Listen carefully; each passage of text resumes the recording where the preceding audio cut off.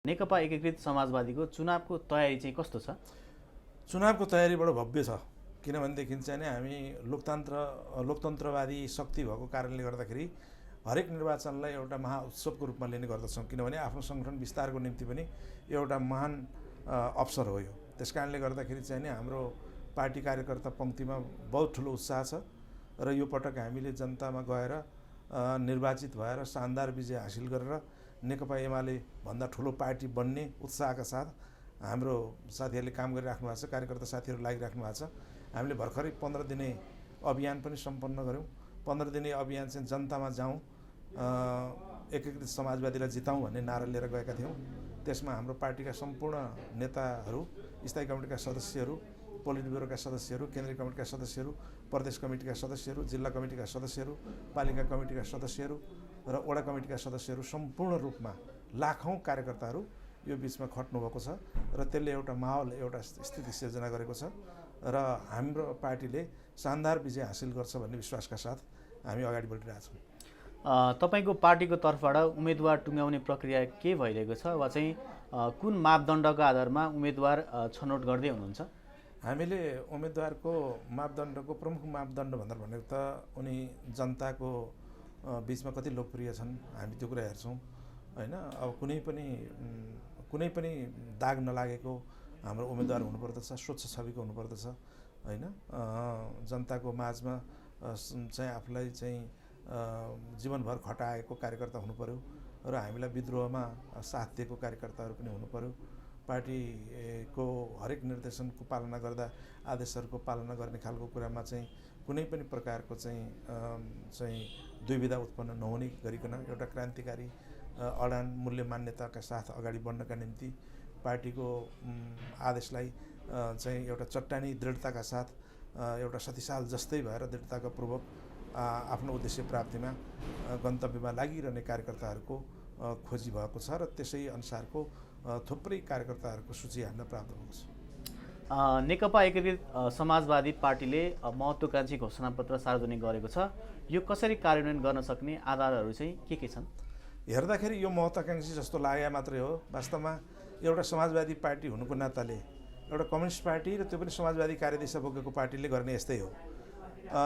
बरु नभएको कुरा चाहिँ के हो भन्दाखेरि 2/3 झन्डै बहुमतको हाराहारीमा रहेको एक प्रकारले चाहिँ भने कम्फर्टेबल मेजोरिटीको कुरा गर्दाखेरि नि एकदम सजिलो बहुमत प्राप्त गरेर पनि केपी शर्मा ओलीजीले 3 वर्षसम्म सिनको भाँच्नु भएन।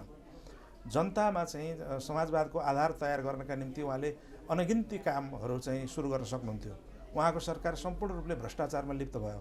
त्यसकारणले गर्दाखेरि चाहिँ समाजवादी कार्यदिशा बोकेको पार्टी हुनुको नाताले नेकपा एमालेसँग विद्रोह गर्न परेको कारणले गर्दा र अहिले जनताको आशा हामीपट्टि नै बढी केन्द्रित भएको नाताले यो अर्थमा चाहिँ हामीले यस प्रकारको घोषणापत्र सार्वजनिक गरेका हौँ र हामीले यो घोषणापत्रका आधारमा जनताले मत दिनुभयो भनेर भने, हामीले त्यस अनुसारको मत प्राप्त गऱ्यौँ भनेर भने जनतालाई विश्वासघात हुने काम हाम्रो जनप्रतिनिधिले गर्ने छैनन्। म यो विश्वास दिलाउन चाहन्छु। हजुर, अब घोषणापत्रमा चाहिँ मुख्य रूपमा चाहिँ तपाईँहरूले चाहिँ केलाई चाहिँ आधार राख्नु भएको छ? मुख्य कुरा शिक्षा, स्वास्थ्य र जनताको जनजीविकासँग सम्बन्धित प्रश्नहरू हो र हामीले जतिसुकै समृद्धि र सुखी नेपाली समृद्ध नेपालको कुराकानी गरे पनि मूल रूपमा चाहिँ सरकार जनमुखी हुन सकेन र जनताले सुशासन पाउन सकेनन्। हामीले सिंहदरबारको शासन चाहिँ घर घर पुग्ने गरिकन र सिंहदरबार चाहिँ जनताको घर दैलोमा पुर्याउने जुन बाचा कवल गरेका थियौँ, यथार्थमा त्यस्तो हुन सकेन हैन। जनप्रतिनिधिहरूले त्यस प्रकारले चाहिँ गर्नका निम्ति उनीहरूको सिङ्गो चरणभरि पनि हामीले चाहिँ उनीहरूलाई प्रशिक्षित गर्न सकेनौँ। ठुलो चाहिँ जनप्रतिनिधिहरूको सङ्ख्या जितेको पार्टी हुनुको नाताले 295 भन्दा बढी प्रमुख सिट जित्ने नेकपा एमाले आफ्ना जनप्रतिनिधिलाई चाहिँ स्वाभाविक ढङ्गले चाहिँ प्रशिक्षण गर्ने कुरामा चाहिँ जुन प्रकारको लाचारी प्रकट गर्यो र उसको प्राथमिकताहरू चाहिँ पार्टी विभाजन र चाहिँ मुलुकलाई नै सङ्घीयता, लोकतन्त्र, धर्मनिरपेक्षता, संविधानको बर्खिलाफमा लैजाने कुरामा चाहिँ उसको ध्यान केन्द्रित भइसकेपछि हामीले सिङ्गो 5 वर्ष यसै खेर फाल्यौँ भनेर भने पनि भयो। त्यसकारणले मूल रूपमा जनजीविकाका सवालहरू जस्ताका तस्तै रहे, बेरोजगारी अन्त्य हुन सकेन, हाम्रा सारा युवाहरू चाहिँ विदेशतिर पलायन हुने खालको स्थिति रहिरह्यो, स्वदेशमै थुप्रै रोजगारी सिर्जना गर्न सकिन्थ्यो। त्यस्ता खालका कुराहरूका हामीले कुनै कार्यक्रमहरू चाहिँ ल्याउन सकेनौँ अथवा ल्याएन त्यति बेलाको सरकारले त्यो पार्टीले हामीले विद्रोह गरेर आएर छोडेर हिँडेको पार्टीले त्यो गर्न सकेन। त्यस कारणले गर्दाखेरि मूल रूपमा चाहिँ शिक्षा स्वास्थ्य सुलभ र चाहिँ सर्वव्यापी हुनु पर्यो, सबैको पहुँचमा हुनु पर्यो र कसैले पनि दुई किसिमको चाहिने स्वास्थ्यका अवसरहरू, दुई किसिमका स्वास्थ्यका सेवाहरू, दुई किसिमका शिक्षाका अवसरहरू, दुई किसिमका शिक्षाका सेवाहरू यस्तो खालको चाहिने हुनु भएन।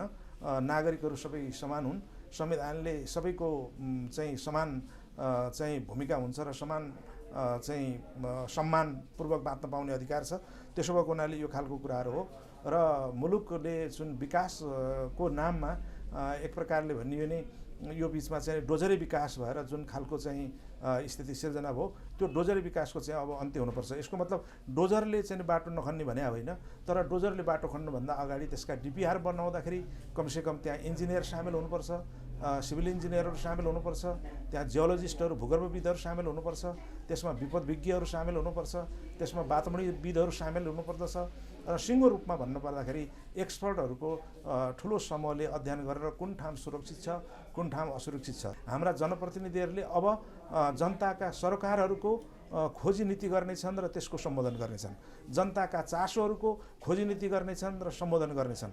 म आफू विपदको एउटा अभियन्ता पनि भएको कारणले गर्दा, विपद जोखिम न्यूनीकरणको अभियन्ता पनि भएको कारणले गर्दाखेरि यो घोषणापत्र अरूको भन्दा के कारणले पनि फरक छ र यसले जनताको सेवामा हामी समर्पित हुन गइरहेका छौँ भनेर भने हामीले मूल रूपमा जनतादेखि जनतासम्म जनकेन्द्रित नीति लिएर जनताको बिचमा जाने अठोट गरेको पार्टी हो यो। चुनावदेखि चुनावसम्मको पार्टी होइन यो।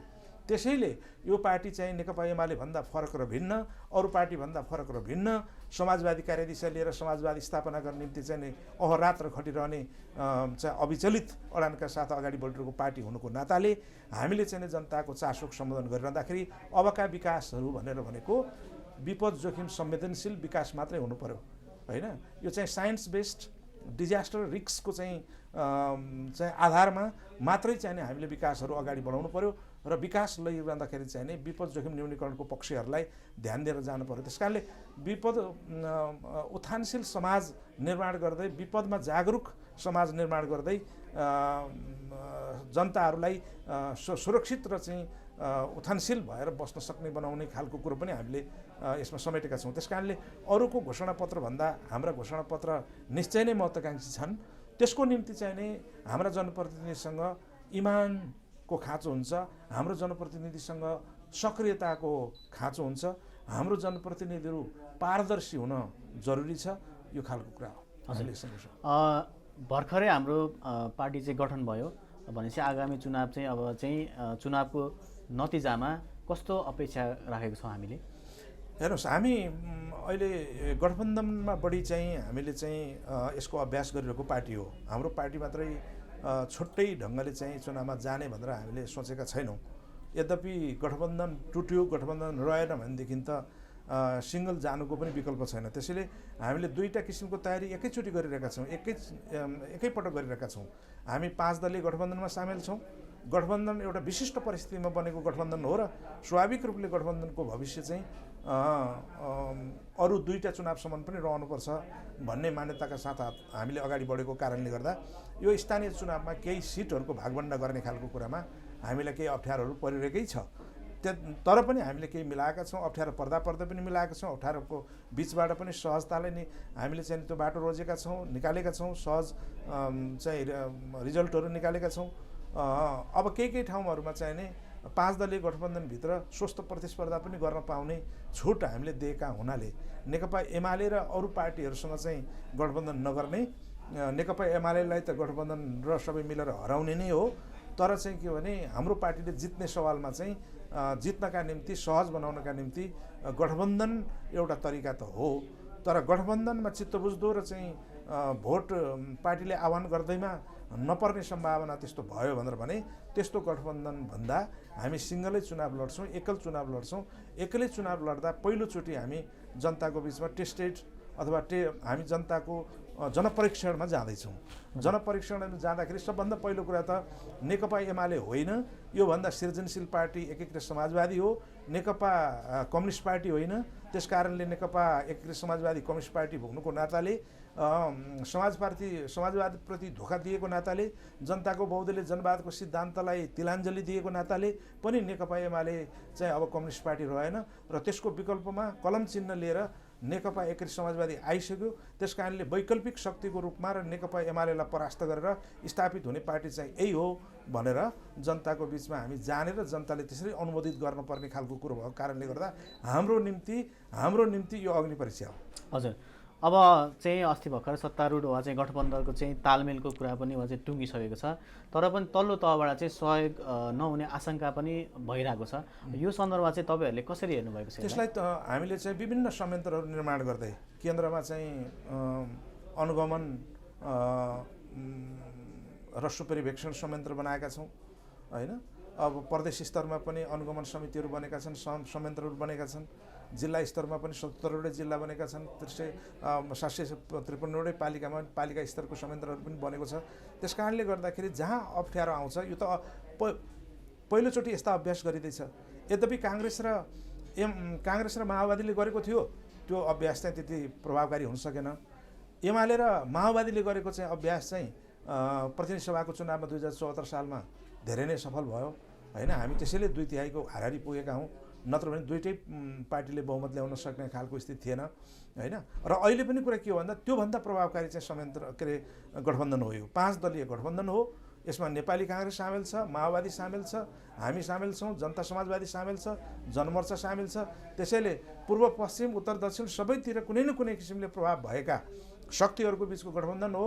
र यो गठबन्धन चाहिँ कायम रह्यो भनेदेखि चाहिँ गठबन्धनको चाहिँ शानदार विजय हुन्छ। भनौँ राजनीतिक र सैद्धान्तिक धरातल हाम्रो चाहिँ दलहरूको चाहिँ फरक छ होइन। यसरी चाहिँ निर्वाचनमा गठबन्धन गर्दा स्वतन्त्र र लोकतान्त्रिक प्रतिस्पर्धा हुन्छ त? स्वतन्त्र लोकतान्त्रिक प्रतिस्पर्धाका लागि चाहिँ एउटा पूर्व शर्त के हो भनेर भन्दाखेरि दलहरूको बिचको अन्डरस्ट्यान्डिङ, दलहरूको बिचको समझदारी, उनीहरूले एकअर्कालाई सम्मान गर्ने, हिलो छ्याप नगर्ने, आरोप प्रत्यारोप नगर्ने, स्वस्थ शैलीमा जाने, यो अभ्यास चाहिँ चुनावभरि गरिन्छ होइन। अब त्यसमा लुट्ने पिट्ने आदि इत्यादि पनि विगतमा भएका छन्, नभएका होइनन्। तर त्यस्तो भनेको गठबन्धनले त्यसलाई सम्पूर्ण रूपमा चाहिँ दुत्कारेको हुन्छ र परास्त गरेको हुन्छ र स्वतन्त्र निष्पक्ष धाँधलीले चुनावको त्यहाँनिर आशा गर्न सकिन्छ। र अर्को महत्त्वपूर्ण कुरा चाहिँ के हो भनेर भन्नुहुन्छ भने अब अरू कसरी आउँछन् भन्ने खालको कुरा हो। र यो चुनाव चाहिँ नि प्रतिगमनकारीहरूको बिचको र अग्रगमनकारीहरूको बिचको महायुद्ध भएको कारणले गर्दा, भीषण युद्ध भएको कारणले गर्दाखेरि, सत्य र असत्यको बिचको पनि महाभारत भएको कारणले गर्दाखेरि होइन, पश्चगामी शक्तिहरू अब बिल्कुल एक ठाउँमा बसेको कारणले गर्दाखेरि चाहिँ होइन, बैलगाडामा चढेर गणतन्त्रमा नपुगे पनि नारायण हिट चाहिँ पुग्न सकिन्छ भन्नेहरूको बिचको एकता भएको कारणले गर्दाखेरि त्यो एकताका विरुद्धमा, त्यो चाहिँ गठबन्धनका विरुद्धमा अग्रगमनकारी शक्तिहरू, क्रान्तिकारी शक्तिहरू, प्रगतिशील शक्तिहरू, समाजवादी शक्तिहरू, वामपन्थी शक्तिहरू एक ठाउँमा भएर जसरी हिजो प्रतिगमनका विरुद्धमा आन्दोलन गरेर दुई पटक आन्दोलन गरेर सडक आन्दोलन गरेर जित हासिल गरेका थिए, उनीहरूको आह्वानमा करोडौँ जनताहरू सडकमा उत्रेका थिए, हामीले कानुनी लडाइँ पनि गरेका थियौँ र त्यसको विजय प्राप्त गरेका छौँ। त्यसैको चाहिँ के भन्दाखेरि आधार त्यसैमा त्यही धरातलमा टेकेर विजय प्राप्त गर्ने हो। अघि नै पनि हजुरले कुरा गर्नुभयो जस्तै गठबन्धनको यात्रा चाहिँ कहिलेसम्म हुन्छ, यो चाहिँ संसदीय चुनाव भन्दा परेसम्म जान्छ कि? 5 वर्ष जाने गरिकन हामीले सोचेका छौँ, किनभने त्यस्तो खालको गर्न पर्ने खालको स्थिति पनि हुन्छ। जस्तो उदाहरणको लागि कुनै पालिका हामीले जित्यौँ, गठबन्धनले जित्यो, यद्यपि त्यहाँ बहुमत अल्पमतको कुरा त हुँदैन होइन। पालिका अध्यक्ष जितिसके पछाडि स्वाभाविक रूपले उनले सहमति सहकार्यका आधारबाट चाहिँ लिएर जाने हो। जब एउटा अध्यक्ष गठबन्धनबाट जित्छन् र जितेको अध्यक्ष भोलि गठबन्धनमा अलिअलि चाहिँ तलमाथि तलबितल हुने बित्तिकै उनलाई काम गर्ने स्थिति पैदा भएन भनेर भने त गाह्रो हुन्छ। त्यसो भएको हुनाले हामीले अहिले पनि अन्डरस्ट्यान्डिङ गरेका छौँ त्यस्तो नहोस् भन्न खातिर। त्यसैले त भनिरहेका छौँ मुलुकको चाहिँ के भने समृद्धि र विकासको निम्ति दलहरूको बिचको एकता सहकार्य आवश्यक छ र दलहरूले सह अस्तित्वलाई विश्वास गर्नुपर्दछ। त्यसको अभ्यास हामीले गरेका छौँ, आशा गरौँ 5 वर्षसम्म रहन्छ। एमाले अध्यक्ष केपी शर्मा ओलीले तपाईँहरूलाई केही सिटमा मात्र जितेर देखाउन पटक पटक चुनौती दिइरहनु भएको छ, यसमा तपाईँहरूको प्रतिक्रिया चाहिँ के छ? मेरो प्रतिक्रिया सोझै केपी ओलीलाई के छ भनेर भन्दाखेरि 2-4वटा मात्र जितेर तपाईँ देखाउनुहोस् न, त्यति हो मेरो प्रतिक्रिया। हजुर, अन्तिममा अब नजिकै गरेको चुनावमा आम जनसमुदायलाई चाहिँ तपाईँको पार्टीबाट चाहिँ तर्फबाट के आह्वान गर्न चाहनुहुन्छ? मेरो पार्टीको तर्फबाट त घोषणापत्र प्रकाशन भएको छ र चाहिँ बाहिर सार्वजनिक भएको छ र त्यो नै हाम्रो प्रतिबद्धता हो। त्योभन्दा मेरो फरक खालको प्रतिबद्धता हुने कुरो भएन होइन। जहाँसम्म चाहिने हामीले चाहिँ अग्रगामी शक्तिहरूलाई विजय गराउनु पर्ने खालको कुरो छ। कुनै नाइ नास्ति मुलाइजा नगरिकन निर्ममतापूर्वक प्रतिगमनकारीहरूलाई परास्त गरेर हाम्रो शक्ति गठबन्धनहरूलाई जिताउनको निम्ति नेपाली जनताहरूले हामी गठबन्धनको पक्षमा मतदान गर्नका निम्ति म अनुरोध गर्दछु। कदम कदाचित त्यस्तो स्थिति रहेन भनेर भने पनि हामी के हौँ भन्ने खालको कुरा, जनता जीवित भगवान हुन्। जीवित भगवान भएको नाताले जनतासँग मेरो के आह्वान हुन्छ भनेर भने तपाईँ दुधको दुध पानीको पानी छुट्याइदिनुहोस्। कमसेकम पनि एमाले चाहिँ असत्यको पक्षमा छ र चाहिँ एकीकृत समाजवादी चाहिँ सत्य र न्यायको पक्षमा छ भनेर मात्रै तपाईँले बुझिदिनुहोस्। हामीलाई तपाईँको त्यति माया भए यो पटक तपाईँको त्यति आशीर्वादले पनि चुनाव जित्छौँ। धन्यवाद।